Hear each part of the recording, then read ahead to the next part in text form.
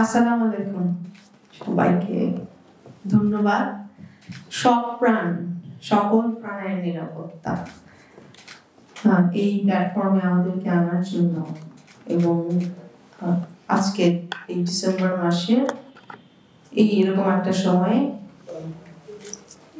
এই আমাদের যে আলোচনাটা যেখানে আমরা আমাদের পাশে আছেন আজকে অনেক সম্মানিত যারা বিগত 13 বছরের আমাদের যে আন্দোলনটা ফ্যাসিস্ট রেজিমের 15 বছর সময়ে যখনই মায়ের ডাক ছিল রাস্তায় আন্দোলনে তখন যে 10 জন 12 জন 15 জন মানুষও দাঁড়ায় আমাদের পাশে। তার মধ্যে এখানে যারা ছিলেন আমাদের পাশে নূর খান লিটন ভাই ব্যক্তি হিসেবে কোন প্রতিষ্ঠানের বাইরে যে ওনারা পাশে থেকে আমাদের শক্তি জুগিয়েছেন। ফরহাদ মাজহার ভাই, তাদের পরিবারের আরো পরিদাপাড়া, বাকি যারা যে আমরা বলবো যে যাদেরকে আমাদের তুলনায় তার অনেক অভিজ্ঞতার তুলনায় বলেন যে তখন তারা ছাত্র ছিল, চৌহান, ইয়াসমিন তারা। এবং আমরা চাই দেশে আসলে আমরা বিগত বছরে যেই সময়টা পার করে এসেছি আমার এখন এখানে দাঁড়িয়ে মনে হচ্ছে তখন যদি এরকম আরো অনেক মানুষ থাকতো আমাদের পাশে, তখন যদি সব প্রাণের মতো এরকম আরো কয়েকটা প্ল্যাটফর্ম আমরা পেতাম কথা বলতে, তাহলে হয়তো বাংলাদেশের চিত্রটা আরো অনেক আগেই পরিবর্তন হতো। ডিসেম্বর মাসের আমি আসলে ফারিনের কথা শোনার পরে, ফারহান ফাইয়াজের ছোট বোন, তো আমি অনেক শক্ত থাকতে চাই কারণ আমি একটা প্ল্যাটফর্ম লিড করি। তো আমার বড় ভাই সুমন 1 ডিসেম্বরের 4 তারিখে তো তাকে র্যাব তুলে নিয়ে গেছে। 2 তারিখে ঠান্ডার সময় রাতে এসে হঠাৎ করে বাড়িতে থাকতে পারতো না, কারণ থাকলেই ইলেকশনের আগে পুলিশ ধরে নিয়ে যাবে। অনেক বছর বাড়িতে থাকতে পারতো না। আজকে আমি তুলি হয়ে কিছু কথা বলি। মায়ের ডাকের প্ল্যাটফর্ম থেকে আমি সবার আওয়াজ তুলি, তো আমার আওয়াজটা তুলতে তুলতে এটা গুমরে অনেকটা চাপা পড়ে যায় ভিতরে। ফারিনের কষ্টটা দেখে আমার মনে হচ্ছিল যে এরকম বোনগুলো, এরকম পরিবারের প্রত্যেকটা পরিবার কিন্তু এরকম গুমরে কাঁদছে ভিতরে। ওই দিন 2 তারিখ ছিল, শোন ভাই 15 মিনিটের জন্য বাসায় ঢুকতে পেরেছিল। একটা বাইকে করে এসছে খুব তাড়াতাড়ি, এসে ঢুকে তাড়াতাড়ি করে আমাদেরকে ডাকলো। আমি তখন প্রেগনেন্ট ছিলাম, আমার পক্ষে তার দৌড়াদৌড়ি করে আসা সম্ভব ছিল না। তারপরে আমি কি করলাম, এসে দেখি ভাই ঢুকেছে আমাদের বাড়িতে। আমাদের খুব পুরাতন একটা বাড়ি, উঠান দিয়ে ঢুকে সবার সাথে কথা বলছে ডাইনিং রুমে, এবং বড় বোন ওকে একটা প্লেটে খাবার নিয়ে ওকে খাওয়াচ্ছে, কারণ ও তো 5 মিনিটের বেশি থাকতে পারবে না, ওকে ঘেরাও করে আবার নিয়ে যাবে, হয়তো আসতে পারে না, বাড়িতে থাকতে পারে না। অনেক বছর পালিয়ে থাকতে হয়। বসুন্ধরাতে যেখান থেকে নিয়ে গেছে ওখানে পালিয়েই ছিল। একটা হুডি দিয়েছিলাম, শীত তো তাকে বলা হচ্ছিল যে আমাদের বাড়ি ব্রাহ্মণবাড়িয়াতে, দাদা বাড়ি নানার বাড়ি, ওখানে চলে যাও, কারণ শহরের মধ্যে সবখানে এরকম গুম হচ্ছে, খুন হচ্ছে, চলে যাও। তো আমি জানি না তার সাথে কিছু ছিল কিনা, পরবর্তীতে চলার মতন কোনো কিছু। তো একটা গ্রে কালারের হুডি আমি নিজে পরিয়ে দিয়ে তার পকেটে 10,000 টাকা দিয়ে দিয়েছিলাম যে রাস্তাঘাটে চলো, তো জানি না আবার কবে আসবা বাড়িতে, তো সেটা দিয়ে কিছু কিনে খেও। পরের দিন তার ভোরবেলা চলে যাওয়ার কথা ছিল, বাট দেশে যত আন্দোলন তখন চলতেছিল সেটার কথা চিন্তা করে সে পরের দিন না চেয়ে পরবর্তীতে কি কর্মসূচি দিবে সেটার জন্য সে থেকে গিয়েছিল, যেন হচ্ছে কর্মসূচি বন্ধ না হয়। এবং ওই বসুন্ধরা থেকে যেই সন্ধ্যায় তাকে তুলে নিয়ে যায় 8 তারিখে 4 ডিসেম্বরে, ওই একই কাপড়টা পরা ছিল, যেই হুডিটা পরিয়ে দিয়েছিলাম ভাইকে, সেটা। অনেক বেশি ঠান্ডা থেকে বাঁচানোর চেষ্টা করছিলাম, কিন্তু ভাইকে যখন জং টুপি পরিয়ে হাত করা বেঁধে মেটাল রড দিয়ে মেরে র্যাবের ভ্যানে তুলে নিয়ে যায়, তখন আসলে কিছু করতে পারিনি। আর এই করতে না পারাটা আসলে আমাকে এরপর থেকে অনেক বেশি যন্ত্রণা দেয়। এই করতে না পারাটা, তখন তাদেরকে বন্ধ করতে না পারাটা, তাদের কাছ থেকে জবাব আনতে না পারাটা, তাদের যে ডিনায়ালটা ছিল সেটাকে সত্যটাকে সামনে আনতে না পারাটা অনেক বেশি যন্ত্রণা দেয়। এবং ছোট বোন হিসেবে আমার মনে হয় যে প্রত্যেকটা পরিবারে বা প্রত্যেকটা পরিবারের আরো যারা ব্যক্তিবর্গ আছেন তারা এক একজন কিন্তু এক একটা অনেক অনেক বড় ভয়েস এখন পুরো বাংলাদেশে যদি ধরেন। তো আমি সেইখান থেকে বলতে চাই, আমরা খুব সাধারণ পরিবারের, এবং আমরা যদি, আমার মা প্রথম দাঁড়িয়েছিলেন, আমার মা এখন 75 ইয়ার্স, ভাইয়ের ছোটটা নিয়ে ভাইয়ের সাথে আরো 7 জন, টোটাল 8 জন গুম হয়ে গিয়েছিল। প্রথম দাঁড়ায় 2014-তে। তো তারপর থেকে এই যাত্রা শুরু। আসলে যখন সমাজ, আপনার রাষ্ট্র কর্তৃক এই বিচার বহির্ভূত কাজগুলো হয় এবং বিচার বহির্ভূত কাণ্ড, গুমের মতো বড় বড় মানবাধিকার লঙ্ঘনগুলো হয়, তখন ওই সময়টায় আওয়াজ তোলা, ওই সময়টায় দাঁড়ানো, ওই সময়টা এটা নিয়ে কথা বলাটা একটা অনেক বড় একটা ভয়ের জায়গা থেকে করতে হয়। বাট যেখানে নিজের পরিবারের একজন ভাই, আমার ভাই, যাকে আমি চেষ্টা করছিলাম যে ওই দিন পর্যন্ত, লাস্ট সময় পর্যন্ত, যে তার ভাইয়ের ঠান্ডা না লাগুক, সেই ভাইকে যখন আমি বুঝি যে সিক্রেট ডিটেনশন সেলে নিয়ে যায়, সিক্রেট ডিটেনশন সেলগুলোর কি বর্ণনা আমরা এখন জানি, যে কমিশন হওয়ার পরে আরোগুলো সামনে আসছে। যখন আমরা গুম হয়ে যাওয়া যে পরিবারদের সাথে থাকি এবং যারা গুম হওয়ার পরবর্তীতে ফিরে এসে, জোহান যেটা বলছিল যে ক্যাটাগরি আছে অনেকগুলো, তাদের যে কেসগুলো আমরা নিজেরা ডকুমেন্টেশনে করেছি, সেইখানে যে বর্ণনাগুলো শুনি যে সিক্রেট ডিটেনশন সেলগুলোতে কিভাবে টর্চার করা হয়, এই ট্রমাগুলা, এই যন্ত্রণাগুলা, আসলে এইগুলার আমরা যখন কথা শুনি, প্রতিবার যখন কথা বলি এবং যখন প্রত্যেকটা টর্চারের বর্ণনা নেই, আমার প্রত্যেকটা সময় মনে হয় হয়তো এই যন্ত্রণার মধ্যে দিয়ে আমরা যাচ্ছি। এবং আমার ভাই না শুধু, এখানে আমার পরিবারের সবাই এরকম, আমাদের যত পরিবার আছে, মায়ের ডাক এখন একটা অনেক বড় পরিবার পুরো বাংলাদেশে, প্রত্যেকটা ফ্যামিলি মেম্বার যাচ্ছে সিক্রেট ডিটেনশন সেলের এই 3 ফিট বাই 5 ফিট যে সেলগুলা, যেখানে একটা মানুষ স্বাভাবিকভাবে থাকতে পারে না, যেটাকে আয়না ঘর সিক্রেট ডিটেনশন সেল বলি আমরা, সেখানে মানুষকে 1600 RPM এর চেয়ারে বসিয়ে যখন টর্চার করা হয়, তারপরে তাদের কি অবস্থা হয়েছিল, যাদের জ্ঞান ছিল না তাদেরকে আবার সেলে নিয়ে যাওয়া হয়েছিল, ইউরিন পাস করার সময় তাদেরকে ইলেকট্রিক শক দেওয়া হয়েছিল, কিছু কিছু মানুষকে ইনজেকশন দেওয়া হয়, তাদের খাবারের সাথে কিছু মিশিয়ে এমন ভাবে রাখা হয়, পরবর্তীতে যখন জ্ঞান আসে হয়তো তা জানে না কতটা সময় পার হয়ে গেছে। কখনো কখনো সেলের মধ্যে থেকে বাইরে করিডোরে তারা জানাজার আওয়াজ শুনে যে হয়তো কেউ মারা গেছে, তাকে নিয়ে যাওয়া হচ্ছে খবর দিতে। আমি জানি না কতজনের কপালে আসলে কবর ছিল বা কতজনের কপালে হয়তো কবর ছিল না। এই যে বর্ণনাগুলো, যে নখ উপড়ে ফেলে, মারতে মারতে একটা রোপসের মতো মারতে মারতে পিছনে একটা টুলে বসিয়ে মারার সময় মারতে মারতে এমন একটা অবস্থা হয় যখন সেই মানুষটার মনে হয় যে আমার তো এখন দম বন্ধ হয়ে যাচ্ছে, বন্ধ হয়ে গেছে, ফিট হয়ে পড়ে যায়। তারপরে তাদেরকে টেনে হিচড়ে, হাঁটার কোনো অবস্থায় থাকে না, তাদেরকে আরেকটা সেলে ট্রান্সফার করা হয়। এই যে ব্যবস্থাটা, এই যে এটাকে আসলে কোন পর্যায়ে গেলে একটা মানে রাষ্ট্রবাহিনী কত রকম ভাবে একটা মানুষকে জীবনের উপরে আসলে এরকম অত্যাচারটা চালাতে পারে, এত নির্যাতনের এই মাত্রায় যেতে পারে, যেখানে আসলে মানে সবচেয়ে বড় মানবাধিকার লঙ্ঘন। আমার মনে হয় না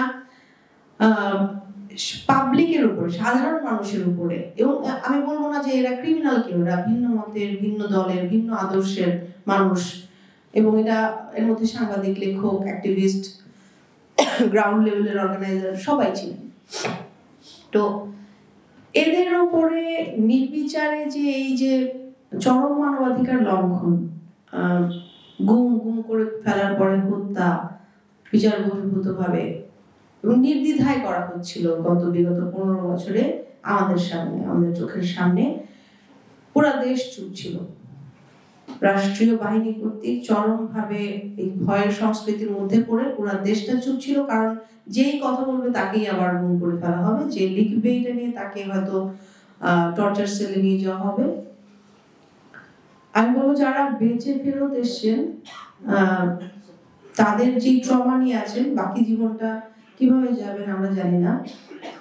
আমাদের যাদেরকে আমরা এখনো পাইনি, ফ্যামিলি মেম্বার যারা এখনো ফেরত আসেনি, এই পরিবারগুলার ভবিষ্যতে আমরা আসলে কিভাবে চলবো। আর প্রতিটা দিন অনেকটা ভারী। আমাদের 5ই আগস্টের পরে আমরা জানি পরিবর্তন হয়েছে। আমাদের হাজারো ভাইদের, ছাত্র জনতা, শ্রমিকদের প্রাণের বিনিময়ে আমরা এখানে এসেছি। এবং বিগত 15 বছরে যদি দেখেন যে এখানে এক্সট্রা জুডিশিয়াল কিলিং প্রায় 4000 এবং গুমের কেস কমিশনে আবেদনই জমা পড়েছে, বলেছে 1600 বিষয় তো আরো বেশি হবে। অনেক মানুষ এখনো কথা বলতে এগিয়ে আসে না যে এত বড় একটা ট্রমা, 15 ইয়ার্স অনেক বড় একটা টাইম। মানুষের মধ্যে এটাকে এমন ভাবে স্থাপন করা হয়েছে ভিতরে যে আমি তো জানি এর পরে আর বিচার পাবো না, আমি তো এটা সামনে আসলে এটা ডকুমেন্টেড হয়েছে, এটা নিয়ে আমাকে আবার ধরবে। আমরা এখনো যখন ভিকটিম ফ্যামিলির সাথে কথা বলি তাদের ভিতরে কিন্তু এই কনসেপ্টটা রয়ে গেছে। তো সেই জায়গা থেকে পরিবর্তন আমাদের এসছে, কিন্তু আমাদেরকে অনেক দূর যেতে হবে। যে সকল প্রাণের নিরাপত্তার কথা প্রথমেই আমরা যখন চিন্তা করি, সেই জায়গায় যদি যেতে চাই এবং বিগত 15 বছরের যে হিউম্যান রাইটস ভায়োলেশন গুলা, এই যে ম্যাসিভ হিউম্যান রাইটস ভায়োলেশন, আপনারা যদি পিলখানা হত্যা থেকে শুরু করেন, আমাদের সামনে সামরিক বাহিনীর কর্মকর্তাদেরকে হত্যা করা হয় এবং এই ঘটনাতে বিডিআর এর যাদেরকে অনেককে নির্দোষকে যাদেরকে ফাঁসিয়ে দেওয়া হয়, কারণ সরকার কর্তৃক এই অবৈধ প্রক্রিয়ায় কোন ইন্ধনে তাদেরকে হত্যা করার পরে এটা একটা অনেক বড় অপরাধ ছিল এবং আমাদের চোখের সামনে কারো কিছু করার ছিল না। তার পরবর্তীতে এই যে বিচার বহির্ভূত হত্যাকাণ্ডের মধ্যে শাপলায় যে গণজমায়েত হয় শাপলা চত্বরে, ইভেন আমরা জানিও না নাম্বারটা কত, কারণ হেফাজতের যে কর্মীরা ছিলেন তারা হয়তো অনেকে ইয়েতিম ছিলেন এবং ভাইদের মাদ্রাসা স্টুডেন্ট ছিলেন। এরপরে আর কেউ জানতে আসেনি বা ওই সংগঠনের পক্ষে আর এটা নাম্বার বা জানতে চাওয়ার অবস্থায় তুলে ধরাই হয়নি, কারণ যারাই তুলে ধরবে তাদেরকে ওখানে গুম করে বা হত্যা করতে কেউ দ্বিধাবোধ করবে না। তারা এখনো সামনে আসতে ভয় পায়। আমরা তাদের সাথে কথা বলি, তারা এখনো সামনে আসতে ভয় পায়, এখনো তুলে ধরতে ভয় পায়। বা ওই সময় যারা ছিলেন ওখানে যখন বর্ণনা করেন কি নির্বিচারে তাদেরকে হত্যা করা হয়, লাশগুলাকে ভ্যানে করে তুলে ধরে ইলেকট্রিসিটি অফ করে দিয়ে, নেট অফ করে দিয়ে এবং প্রচার বন্ধ করে দিয়ে, বিভিন্ন চ্যানেলের প্রচার বন্ধ করে দিয়ে এই যে লাশগুলাকে, কত লাশ, কত মানুষ, আমরা আসলে এটা 61 না, ডেফিনেটলি নাম্বারটা অনেক বেশি। মাতুয়াইলে ডাম্পিং জোন, মাতুয়াইলে ডাম্পিং জোনে নিয়ে মানুষকে ফেলে দেওয়া হয়েছে, জুরাইনের গণকবর দেওয়া হয়েছে এবং ওখানে একজন খাদেম আছেন যিনি কথা বলতে পারেন না, উনি দেখায় বলে যে টুপি আর গাড়িওয়ালা মানুষকে এখানে, অনেকজন মানুষকে এখানে অনেকজনকে একটা গর্ত করে দিয়ে দিয়েছে, এটাই কবর দেওয়া হয়ে গেছে। আমরা তখনও কিছু বলতে পারিনি আসলে। তারপরে এরপরে তো বিগত 15 বছরের গুম আর যে এক্সট্রা জুডিশিয়াল কিলিং, নারায়ণগঞ্জের 7 খুনের যেটা লাশ ভেসে আসার পরে আমরা জানতে পারি, বাট যেই লাশগুলো আমাদের সামনে ছিল না, আসেনি, আমরা সেই সংখ্যাটা আসলে জানিও না এক্সট্রা জুডিশিয়াল কিলিং এর কোন কোন ঘটনাগুলো এটার ভিতরে ঢুকে গেল। আর এর পরবর্তীতে তো আমাদের সামনে আমাদের এই যে ফারহানের মতন যে ভাইরা এই এত কম বয়সে ফার্স্ট ইয়ারের পরে এই ছাত্রটাকে কেন মারা হবে গুলি, এবং এই যে জুলাইয়ে নির্বিচারে আমাদের মারতে মারতে, তখন তো ধরে নিয়ে গিয়ে মারতো বা লুকিয়ে নিয়ে গিয়ে টর্চার করতো, বাট এরপরে এমন ব্যাপক চরম মানবাধিকার লঙ্ঘনের একটা জায়গায় চলে আসছে যে সামনে মেরে ফেলছে, গুলি করছে, সামনে ধরে নিয়ে যাচ্ছে, তার উপরে গুলির উপরে গুলি চালাচ্ছে। একজন পুলিশ কর্মকর্তার সম্পর্কে আমি ওই কোটেশনটা আমাদের সবার মনে আছে, আমি জানি যে স্যার আমার ছেলেকে মারতে আর কতগুলো গুলি লাগবে, একটা ছেলেকে মারতে কত গুলি করতে হয় স্যার, বারবার বাবা জিজ্ঞেস করতেছিল। গতকালকে আমাদের মায়ের ডাকের আন্তর্জাতিক মানবাধিকার দিবসে একটা প্রোগ্রামে অনেকজন ভিকটিম এসেছিল, আহত এবং নিহত। একজন মা তার ছেলের ছবি বা ভিডিও কোনো নিউজ ক্লিপে দেখেছে যে ওইখানে তার সন্তানের লাশ ছিল, পরবর্তীতে যে গণকবর দেওয়া হচ্ছে ওনারা খুঁজে পাচ্ছেন না ওনার ছেলেকে, কোথায় লাশ দাফন করা হয়েছে। এই যে লাশ না পাওয়া, আর তারা তো জানে না আসলে কোন দোয়া করবে তাদের জন্য। এই সংখ্যাটা অনেক বেশি, এই জায়গাটা আসলে অনেক বেশি মর্মান্তিক, অনেক বেশি কষ্টের এই জায়গাটা। আমি কি দোয়া করব আমি জানি না আমার ভাইয়ের জন্য। তাকে কি মেরে ফেলে দিয়েছে কোথাও, নাকি তাকে এখনো কোনো সেলের মধ্যে ফেলে রেখেছে, কি করা হয়েছিল এত টর্চারের পরে?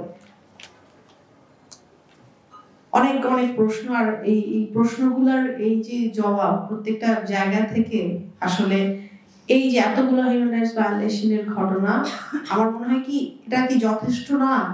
একটা ফ্যাসিস্ট রেজিম যেটা ছিল, এটাকে আসলে কোনো রাজনৈতিক দল বলা যাবে না, এটা ঘাতক দল ছিল, একদম গণহত্যাকারী একটা দল ছিল, যাদের উদ্দেশ্যই ছিল ভিন্ন দলের মানুষদেরকে সব নির্মূলে ধ্বংস করে দেওয়া এবং এককভাবে চিরস্থায়ী ক্ষমতায় থাকা। শুধুমাত্র ক্ষমতায় থাকার জন্য এতজন মানুষের প্রাণ কি নেওয়ার দরকার ছিল? 7,000-এরও বেশি, যদি আমরা ধরি 7,000-এরও বেশি। এই মানুষগুলো আমরা এখন একত্রিত হতে চাই এবং একসাথে এই জন্য ওই বিচারের দাবিটা জানাই। এখনো আমরা বাংলাদেশের এই পরিস্থিতিতে আমরা জানি না কোন অবস্থায় আছি, বিচারটা আসলে কোন দিকে যাবে, কিন্তু আমাদের দাবি থাকবে যে বিচার যেন আসে এবং বিচারটা যেন এমন ভাবে করা হয় দৃষ্টান্তমূলক, পরবর্তীতে আর কোনো মানুষ যারা রাষ্ট্রের দায়িত্বে থাকবেন, আর কোনো রেজিম যেন সাহস করতে না পারে যে আরো একজন ভাইকে বা আরো পরিবারের কারো সদস্যকে এমন ভাবে হত্যা বা গুম করা হবে। এবং সেই জন্যই কিন্তু আমরা একত্রে এখন কাজ করছি, প্রত্যেকটা প্ল্যাটফর্ম থেকে, সব ভিকটিমরা একসাথে, পুরো বাংলাদেশ থেকে। এবং যতক্ষণ পর্যন্ত আমার মনে হয় যে এই যে বিচারটা, ন্যায় বিচারটা না আসে, ততক্ষণ পর্যন্ত আমরা যে সংস্কারের কথা বলি, আমরা যে পরিবর্তনের পরবর্তীতে বাংলাদেশ দেখতে যাচ্ছি, যে সংস্কারের কথা বলি, সেই সংস্কারের জায়গায় যেতে পারবো না। প্রথম ও প্রধান দায়িত্ব এই বিচারের ব্যবস্থা করা, এবং এই যে পরিবারগুলো, এটা একটা ব্যাপক আকার, একটা বাংলাদেশের অনেক বড় একটা জনগোষ্ঠী এই ট্রমার মধ্য দিয়ে যাচ্ছে, তাদের জন্য রাষ্ট্রের যে কি ব্যবস্থা করা, ক্ষতিপূরণ, মানুষের কোনো ক্ষতিপূরণ হয় না আসলে। রিকনসিলিয়েশন এদের জন্য মেন্টাল হেলথ কনসিডার করে কি করা যায়, তাদের এল্ডারলি যারা, তাদের চিকিৎসার জন্য কি করা যায়, ছোট যারা আছেন তাদের শিক্ষার ব্যবস্থা কি করা যায়, এটা রাষ্ট্রের এমনি দায়িত্ব, কিন্তু আমাদের দেশে যেহেতু এটা বলতে হয়, বলে আনতে হয়, কিন্তু তারপরেও যখন রাষ্ট্রের একটা অনেক বড় জনগোষ্ঠী এরকম একটা চরম বিপর্যয়ের মধ্য দিয়ে যাচ্ছে, তাদেরকে আবারও বারবার এটা তুলে ধরা, যেন যে জাতিটা 15 বছরে নিজের অধিকারের কথাই বলতে পারেনি, তারা যেন পরবর্তীতে বেঁচে থেকে বাকি মানুষের জন্য কিছু করার তাগিদটা অনুভব করে, সেই জন্য এটা তুলে ধরা।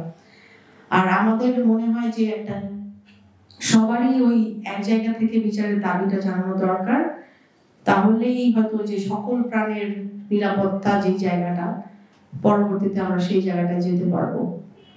আর এরকম উদ্যোগকে আমরা ধন্যবাদ জানাই, আমরা সবসময় সাথে থাকি। আর প্রত্যেকটা ভাই যাদেরকে হারিয়েছি, তাদের জন্য অনেক দোয়া, আর আল্লাহ তাদেরকে সর্বোচ্চ শান্তির জায়গায় রাখুক। যাদের এখনো হদিস পায়নি, পরিবারগুলো যেন তাদের সংবাদ পায় বা অ্যাটলিস্ট জানতে পারে তাদের সাথে কি করা হয়েছে।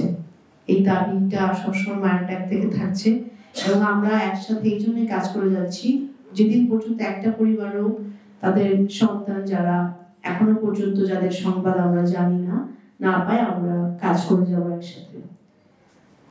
ধন্যবাদ সবাইকে, ধন্যবাদ আমাকে শোনার জন্য।